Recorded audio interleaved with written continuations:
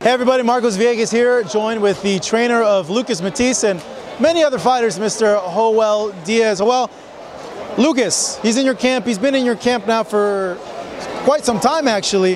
How have you seen him now compared to the other fights you've seen him, and what really you've seen like the biggest areas of improvement for him? Well, the first area of improvement for Lucas is he's happy. And you know, I always like to analyze the whole team and see where things went wrong in the past. You know, I like to analyze every situation, every angle of the area where it's going to keep him happy. And one of the areas was he was never happy. He was always in a bad mood. You know, there's a lot of things he didn't want to do. And before this camp, he was always smiling, happy. He wanted to do things. And one thing I've always said, one of my theories is this: a happy fighter always performs better. And one of the things is I wanted to make him realize that he is a great fighter. He has a lot of power. He has a lot of potential to become a world champion. And that made it easy for camp and for him to perform the way he performed through the whole camp. And that was great.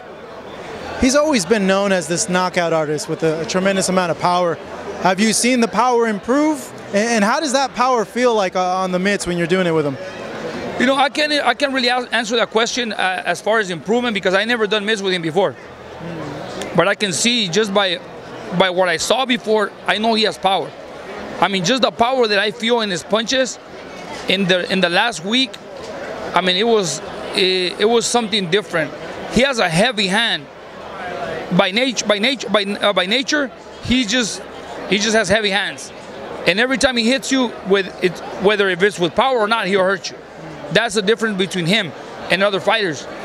Lucas Matthysse, I don't know, maybe his body structure, his bones are heavy, but every time he hits you, if it's with a jab, a hook, an uppercut, whatever, I mean, you can feel it. He does damage with every punch. It's that Argentinian steak, man. It's the meat they have over there.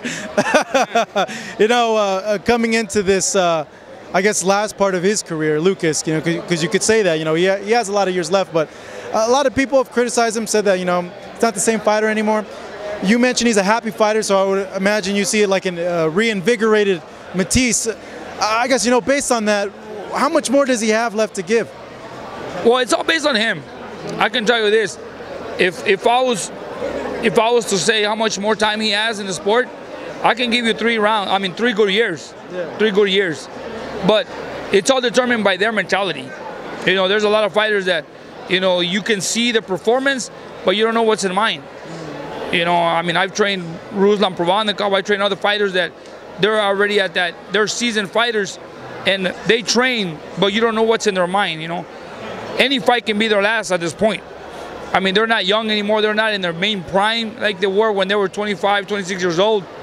But, you know, every fighter has a story, and every fighter has a mentality where they only know the time they're gonna keep boxing, because they've been through so much, so many training camps, so many fights, so many wars, and time to time, you know, there's somebody that rings a bell in you and says, hey, you know what, you know, let me think about it twice. But they only know, because I was a fighter, and I know that myself. You know, you can look ahead and say, I'm gonna go another 5 years, but down the road is like you feel some sort of pressure, you feel some sort of hard punch or whatnot, and then you think about it twice. You know, that's the way it goes. He's mentioned Manny Pacquiao a lot in interviews, and I want to kind of pick your brain on that. You trained Tim for his fights with Pacquiao 1 and 2, and how style-wise do you see a potential fight with Lucas, and really, how do you see his chances in a fight with Manny? Because me looking at it, I think it would be an all-action fight. You got a guy that comes forward with a lot of power in Lucas, and you got a guy like Manny who always comes forward as well. You know what? That will be a great fight, you know, at this point of their careers. And you got a guy that hits really hard, like Lucas Matthysse, with a great mentality, and a Manny Pacquiao with the speed that he has. You know, I see a great fight, even though they're already at their like you said, you know, at the top of their career. You will see a great fight, a very exciting fight, because, you know, you see a guy with power, you see a guy with speed and power, and, you know, they both clash. So you're going to see a great war among them two fighters. Has he indicated to you that he really, really wants that fight next? You know what? He's never mentioned it. You know, we focus on Emmanuel Taylor, and that's one of the things I always bring into my fighters. You know, just focus on what's in front of you now. You know, after that, you know, after Saturday night, wake up Sunday morning, we can talk about Pacquiao, we can talk about anybody else, you know. But right now, my only thing is Emmanuel Taylor, and that's what we got going on. If a fight between Lucas Matthysse and Manny Pacquiao comes, I've been in the ring with Manny Pacquiao twice. You know, I prepared a couple of plans for him, and you know, Bradley executed one because he had one plan, and we're short because of the injuries we had. But you know, I can really put up a good plan with Lucas Matthysse with the power that he has for a great fight against Manny Pacquiao. Here's the money question: does he have the goods to beat a guy like Manny? Yes. Yeah. Yes, of course. You know, he's got the excitement. You know, he's a fan-friendly fighter, and you know, you can see the motivation on a fighter. Like after a year and 8 months or whatever he's been off, he comes back and he stands among a crowd like this, and this is what generates the energy for a fighter to come back. And not only just come back, to come back and be at the top, be one of the elite fighters in the business again, because you know, this is the energy that brings it out of you, you know, brings it into you. Just coming in here and watching all these fans yelling your name and they want you back, and you know, that's motivation, and that motivation can bring you to a fight like that and perform at your best. Switching to the main event now, and I want to get your opinion on this. Is it going to happen in a knockout? A lot of people mention it because of the size of Junior and also because of the power punching of Canelo. Do you see a knockout? And on the flip side, do you see it being a one-sided fight? You know what? This fight is very unpredictable, man. I can honestly say that because we never know. Boxing brings a lot of surprises. You know, if I can sit in a room and turn off my lights and just have no sound around me, and I'll see every angle of the fight, I can look at it in this way. I can say, okay, you know, Chavez is a bigger fighter.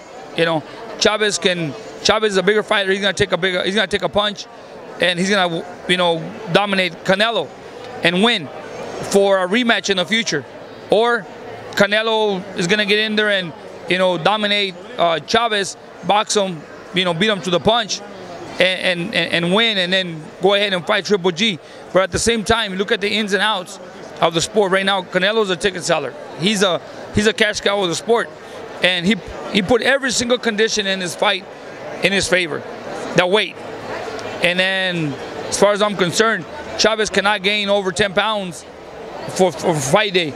That's a disadvantage. I mean, first of all, Chavez has not made that weight in years, 164.5. Now, to rehydrate, I mean, you need a lot of fluids, a lot of water. So you're gonna limit yourself with liquids and food. I mean, just one Gatorade, when you get off the scale, one Gatorade will gain you 4 or 5 pounds. So you cannot be over 10 pounds the day of the fight. That's a big disadvantage. So you see it in different angles, you know, but all I'm expecting is a good fight, a good energy in that arena, and I see Canelo winning at the end of the day. Knockout? It could go by a knockout or a late stoppage. A lot of people tend to think the late stoppage part, and you mentioned it being a good fight. Can this fight be better than the heavyweight fight that we just saw against Klitschko and Anthony Joshua? Because talking to people, and I've told them, that's a hard act to follow, because that was possibly one of the greatest fights I've ever seen in recent memory.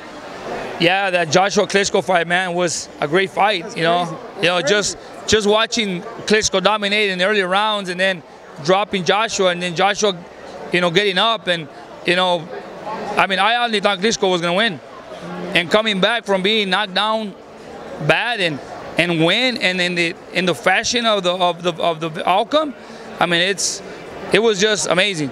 But the difference in these two fights is this: the energy. I know there was, I mean, the Wembley Arena was packed because, I mean, over there in England, they're big boxing fans, and the heavyweight division is a big division, and it catches a lot of attention.